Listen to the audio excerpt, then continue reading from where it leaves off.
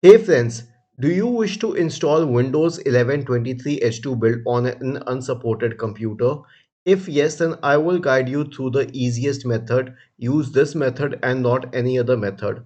First of all, you will need a bootable pen drive with the 23H2 build, because the only way to update it on an unsupported hardware is through a clean boot. So you'll have to create a bootable pen drive, and you can check other videos on the procedure to create a bootable pen drive for the 23H2 build. You can use the Rufus software, and after that, once you have that bootable pen drive in your hand, press the Windows key and the R button together to open the run window.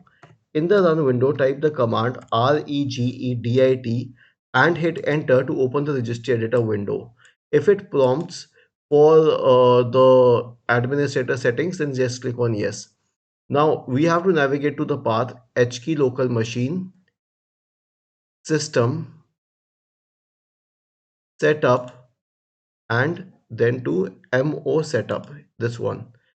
In the right pane, we will create a key. So I'll mention its name in the description section of this video. You can copy paste it. It is allow upgrades with unsupported TPM or CPU.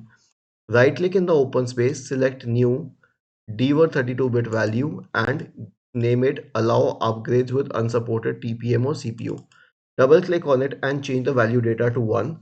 When the value data is 0, it means that this registry key is not activated, and 1 means that it's activated. So click on OK or hit enter, and once this is done, insert the bootable pen drive in your computer and reboot your computer. Insert the bootable pen drive with Windows 11 23H2 in your computer.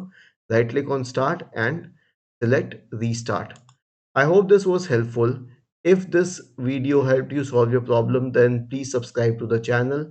And if not, then please let us know in the comment section on how we could improve it further. Thank you for watching this video and have a nice day.